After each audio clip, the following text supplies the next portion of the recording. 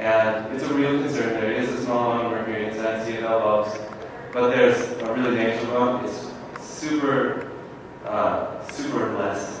I'm an English teacher, but it's a lot less than in a mercury thermometer.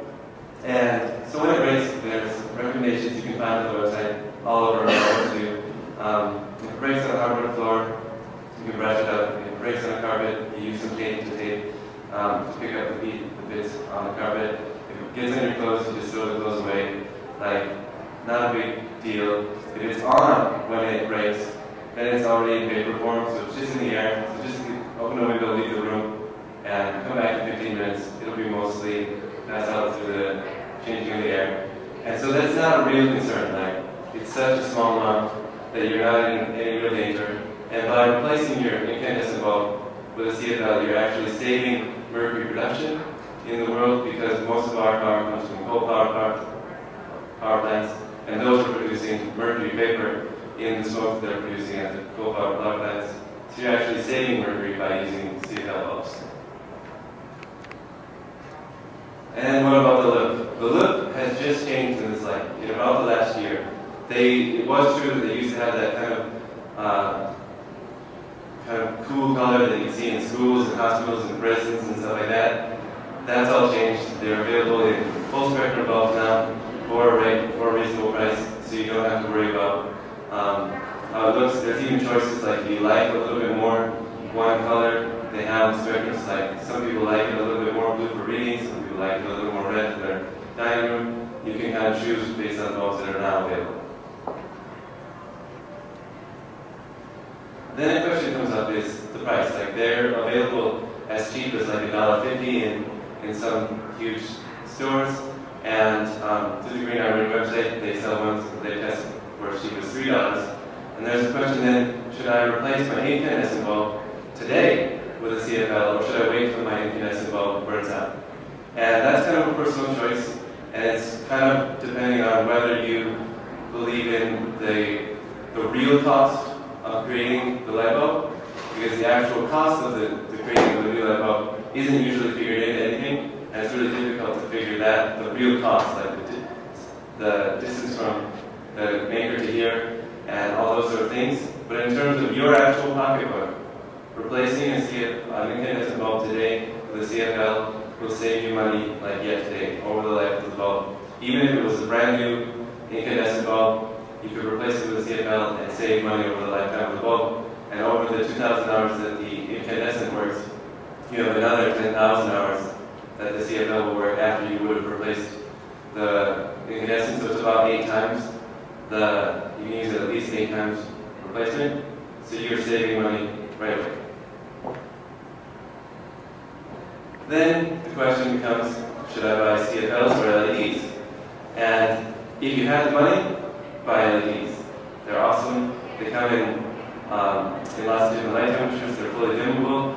They're focused. They have also ones that spread more, but they're pretty expensive now. The cheapest ones are down to about $25 for like ones that would go to chandelier. I think they look really good, but for most people that's not out of your price range. But they're coming down like daily. And new corporations have come out with new LEDs that they're even replacing stadium light bulbs with LEDs, where one LED the size of a dime will actually be the same power, the same brightness, number of lumens as a stadium halogen light bulb, and only use like one super tiny % of the power. But those are coming out to market hopefully at the end of this year or within 2010. And so LEDs are right on the cusp, so if you don't want to invest yet, they're coming along. But if you have the money, it'd be awesome. Then the other thing that a lot of people know about, but have this history of having a bad name with, is rechargeable batteries.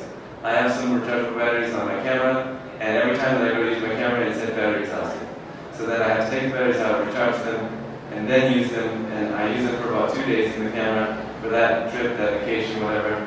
And then the next time I go to get my camera, it's dead again.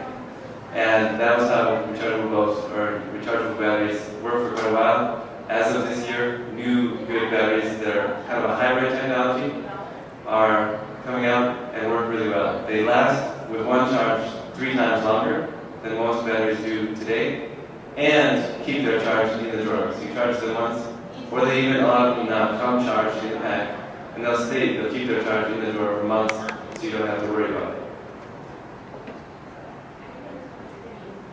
Then, another way you reduce your energy use is using power bars and talking about phantom power. And I actually brought a kilowatt with me, which is a way to measure the watt usage of any item in your house. And if you'd like to see after my presentation, I can show you what it looks like. And phantom power is discussed a lot about whether technology is drawing power when it's not on. And anything that has, any electronics that have a button and not a switch, probably are drawing phantom power. I plugged in my TV to my phone this morning just to double check again, and my TV just plugged in was drawing 1 watt, and my printer for my computer was drawing 1 watt. But although it's only 1 watt, it's on all day. So all day is 24 watts for each of those things every day of the week, all year. And it ends up working out that the math gets to be about 40% of the energy the total energy that a lot of appliances use nowadays is used while they're off. And we don't need to be using any of that. But a lot of people don't want to go to their, like the back of their TV and unplug it, or go to their Nintendo Wii and go behind the entertainment center and keep unplugging it. And even if you had a power bar, like at my parents' home, we put a power bar next to the TV, but it's kind of ugly. Like it sits right there and it doesn't look nice. But that was recently changed with intelligent power bars that you plug in the electronics that you want to stay turned on all the time, like your DVD-R or your TiVo, things like that, and maybe your wireless modem. And then everything else that can be shut off, plug into a regular socket, and the ones that you want to shut off daily have a little remote. You put the remote in some place, like right next to your light switch, and at night when you go to bed, click your lights off, click your power bar off, and all your plugged-in things go off, and you're not using phantom power anymore. And so those are available online or through our website.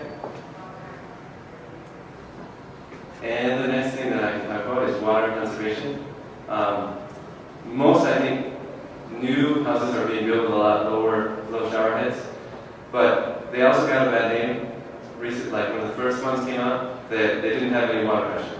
And that has all been solved also. I currently have a 1.5 gallon per minute shower head in my house, and my roommate, who's used to taking city showers with super high pressure, loves it. And he thinks it's the greatest thing, I think it's the greatest thing, and it actually shuts off by itself. So not only does it save gallons per minute all the time, if you're waiting for your water to heat up in the morning, you turn on the hot water, let it run, and you get out your contact lens solution, your toothbrush, all that kind of stuff, and get ready. And when the water's to a reasonable temperature, it shuts itself off. And then you can see that there's a little wire that you pull down, and it turns just to turn the water back on. So then you can turn it on, and if you suddenly get, you're in the bathroom, but suddenly somebody calls, you can just not worry about it. It'll shut itself off, and you can let it stay there and come back with water at perfect temperature. So those are really cool. And then other ones, if you really are one of those people who really wants a super high power jet, they figured out ways to aerate, which is to add a little bit of air into the water. And those ones will run at about 4 gallons per minute. But those are still saving quite a bit compared to a lot of houses have 6, these older houses that are built in 1900s here in San Francisco could have ones that are as much as 10 gallons per minute in your shower head. And you get the same force from a modern aerating shower head with only 4 gallons per minute.